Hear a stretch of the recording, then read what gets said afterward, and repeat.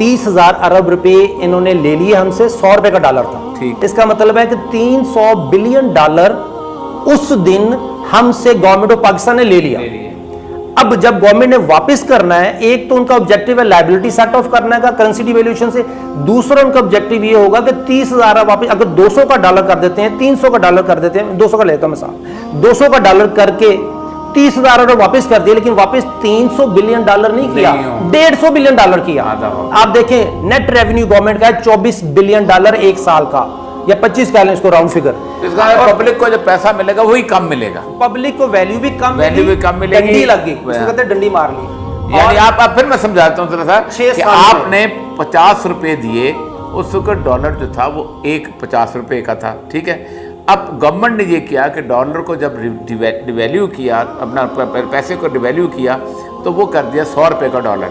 तो जब उसने आपका कर्जा वापस किया तो वो तो 50 रुपये ही किया भाई, यानी मेरा और आपका जो बैंक से लिया कर्जा था वो 50 रुपये किया, यानी आधा डॉलर वापस किया। ये है बुनियादी बेईमानी। और उसमें सर क्या कहते हैं, गम, गुस्सा, क्या कहते हैं, तकलीफ की बात यह है कि अगले 6 सालों की इनकम गवर्नमेंट ऑफ पाकिस्तान ने स्नैच कर ली पीपल ऑफ पाकिस्तान की।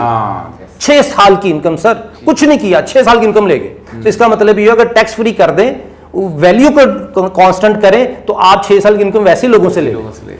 अब इस पॉइंट पे आने के बाद मैं अगली आपको बात बताने लगा हूं कि करेंसी डिवैल्यू इसलिए कर रहे हैं ताकि डोमेस्टिक डेट हमें पे ना करना पड़े। तुर्की भी यही कर रहा है।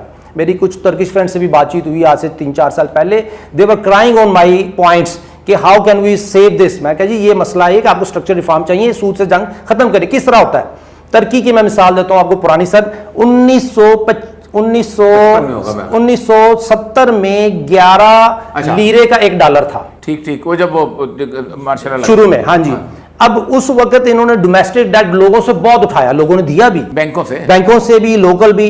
और 1975 में 14, लेकिन 1980, 75 और 80 की दहाई में जो सिचुएशन थी वो पाकिस्तान की समझ लें जो 2001 से 2005 की थी, उस वक्त उनका लीरा 10 रुपये 11 रुपये से बढ़ के 80 रुपये पे पहुंच गया। अब आ जाए सर, 80 से लेके 500 तक 5 साल में पहुंचा 1980 से 85 के दरमियान, क्योंकि उनका डोमेस्टिक डेट इतना बढ़ गया था, लायबिलिटी इतनी बढ़ गई थी, उन्हें और लोन लेने के लिए अपनी लायबिलिटी को कम करना, शो करना था।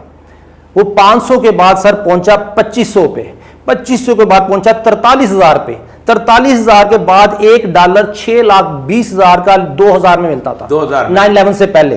और 2001 में 12,50,000 और 2005 में 13,44,000 लीरे का $1 था। पाकिस्तान भी आज उसी पोजीशन में खड़ा है जो तुर्की था 2000 और 2005 में। अगर हमने अपने स्ट्रक्चर रिफॉर्म्स ना किए तो 2030 तक पाकिस्तान का डॉलर 12,50,000 तक पहुंच जाएगा। आपको अंदाजा हो